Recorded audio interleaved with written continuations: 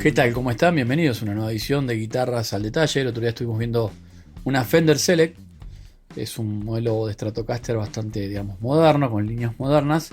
Y hoy nos trae esta American Deluxe 2015-2016, que también es una guitarra que va muy para ese lado. Tiene cosas muy también particulares, sobre todo desde el punto de vista de la electrónica.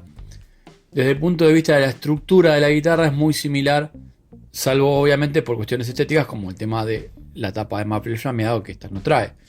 El cuerpo de esta guitarra es un cuerpo de alder sólido, viene con 22 trastes. En este caso tenemos un brazo de maple con trastes medium jumbo, 22 trastes en total, y un radio compuesto que arranca en 9,5, al igual que la guitarra que vimos el otro día, 9,5, y se va hacia un 14 al final del diapasón, de la trastiera, como quieran llamarlo. La combinación más interesante que tiene esta guitarra es justamente esa, la combinación de la modernidad del brazo, que también tiene un shape que es una C, y es una C moderna, es decir que el brazo tiene un grosor muy adecuado, muy moderno, muy interesante para tocar cómodamente, que acompañado del radio que recién les mencioné, realmente es una guitarra moderna, ¿no? Y más con esta configuración obviamente HSS.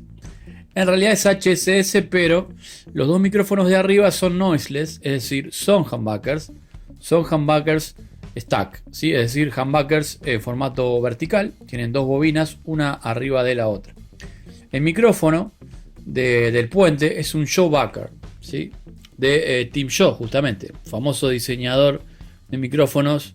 Trabajó en Gibson y está haciendo también un buen trabajo en Fender con estas guitarras, con las American Professional, etc. Está metiendo estos micrófonos que la verdad es que suena muy bien. Es un micrófono, este particular, un Alnico 2. El bobinado está muy bien logrado, lo que es el balance volumen. Obviamente estos micrófonos no tienen la ganancia habitual de un micrófono del estilo vintage, entonces tienen un saltito de volumen extra. Y el Alnico 2 y el bobinado bajo del micrófono del puente logran un buen balance en este formato HSS de esta guitarra, que no splitea el micrófono del puente, justamente por eso, porque es un micrófono de baja ganancia y por ahí está bien pensado el asunto, ¿sí? De la electrónica. Hablando de eso, bueno, la electrónica tiene este switch de acá, que lo que hace básicamente es como un switch para irnos a un lead, ¿sí? No importa en qué posición de micrófono estemos, o volumen, tono y tono, etcétera, que estemos, lo que hace este botón es tirarnos directamente el micrófono, el Showbucker, directamente hacia la salida, sin volumen, sin tono, sin nada. Lo cual le da un brillo que no es habitual, obviamente, en un humbucker, que es despegarse de toda la fase de los potenciómetros, ¿sí? Sobre todo el de volumen y el de tono, que son estos dos potenciómetros de la punta. En la variedad de brillo se nota cuando se desconectan esos dos controles. Por ahí alguien me preguntaba si estaba bueno hacerlo. Y sí, está bueno, obvio. Lo que pasa es que uno tiene que entender cuál es la versatilidad que busca, ¿sí? Si realmente el sonido total de la guitarra y quedarse sin volumen o no. En este caso obviamente tenemos la posibilidad de hacerlo directamente a través de este switch, que sí pueden decir que está cómodo o incómodo en esa posición, pero que por lo menos funciona. Y nos hace eso, básicamente es mandarnos el doble bobina directo a la salida, sin pasar por el circuito, por el resto del circuito, y sin importar dónde esté ni la llave selectora, ni los volúmenes, ni los tonos. Entonces es algo que por lo pronto está práctico. Después tenemos la clásica llave S1 de Fender. Básicamente, para el que entienda algo de electrónica, la llave S1 de Fender es una llave cuádruple inversora, es decir, son 4 fases independientes, un punto medio cada fase, ¿sí? Eso es lo que significa cuando es una inversora. Ese punto medio conecta con otro punto en una posición de la llave, y cuando yo la aprieto conecta con la otra posición, ¿sí? Con la inversa, por eso es inversa. En este caso la llave tiene dos polos más que lo que sería un push-pull habitual, que son 6 pines. Esta llave tiene 12 pines y las 4 fases obviamente son independientes. Por tanto, la llave nos da muchísima versatilidad a la hora de poder hacer un montón de inventos con una guitarra. Y en este caso, bueno, la Fender con esta llave que puso acá, con esta Fender S1, logra un montón de sonidos que están buenos. Pueden decir, bueno, los voy a usar o no los voy a usar. Pero de última están cómodos porque yo no tengo por qué apretar el switch, no, si no quiero lo manejo ahí. Y en esa posición la guitarra se comporta de forma totalmente normal, ¿sí? Es decir, con el switch arriba y este switch también arriba, la guitarra se comporta normal. Tenemos el doble bobina, tenemos los dos micrófonos en paralelo, el del medio paralelo acá o el del brazo, digamos. Básicamente una configuración muy habitual en una Stratocaster, ¿sí? Ahora el asunto viene cuando apretamos el switch de volumen, ¿sí? El S1 lo apretamos hacia abajo y ahí empiezan a haber ciertas configuraciones que son un poco raras y hay que tener un poco de memoria, obviamente. Ahí es cuando el sonido de la guitarra levanta mucho medios, sobre todo medios graves, justamente porque las configuraciones se ponen en serie, ¿sí? De los micrófonos, ¿sí? Entonces levanta cantidad de bobinado y por ende levanta esas frecuencias, las medias graves, y atenúa las frecuencias agudas de buena manera. Obviamente el brazo de maple nos da bastante brillo, pero la guitarra termina siendo bastante oscura con esas posiciones en serie, pero como digo, bastante también con ganancia y con esas frecuencias graves que están interesantes y nos pueden dar un sonido obviamente distinto. Paso a enumerarles cómo quedan las posiciones y qué es lo que pasa con esos micrófonos. Si me equivoco en algo, les pido que me corrijan. No tengo por qué tener la verdad de todo y es medio complicado a veces tener toda la información. Cualquier cosa en los comentarios me lo corrigen, ¿sí? Bueno, cuando tenemos apretado ese botón, tenemos en la posición habitual del micrófono del puente una combinación con el micrófono del medio, todo en serie. O sea, obviamente la bobina de humbucker va en serie, esa siempre queda en serie, y conecta con la bobina central también en serie y queda muy gordo el sonido. En la posición 2 agrega un capacitor en paralelo que le cambia un poco el sonido. No le veo tanta utilidad realmente a esa situación en particular. En la posición 3 mantiene esa serie entre, digamos, el micrófono del puente y el micrófono del medio y agrega en paralelo el micrófono del brazo, es decir, tenemos todo conectado. En la posición 4 nos da el micrófono del brazo y el del medio en serie, también con ese capacitor diferencial que no aparece en el circuito anterior. Nos da el sonido del micrófono del brazo y del medio en serie, no en paralelo como es habitual en una Stratocaster, y lo manejamos con el tono 1 en lugar de con el tono 2. Básicamente eso es lo que pasa. Aparecen, digamos, posiciones en serie y aparecen multiposiciones, ¿sí? Estos en serie con este en paralelo y estos dos micrófonos en serie. Digamos que eso es lo más importante que pasa cuando apretamos la llave S1 de Fender y ahí la desapretamos y bueno, tenemos la guitarra más en un formato estándar, obviamente. Sigamos con lo que tiene que ver con la parte de hardware.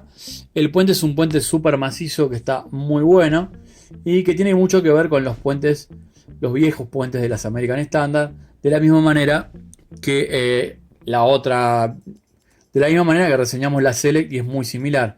En este caso es mucho más parecido porque el tornillo que agarra la selleta la agarra por lado lateral, es decir, es prácticamente el mismo puente de las viejas American Standard, ¿sí? De selletas sólidas, obviamente.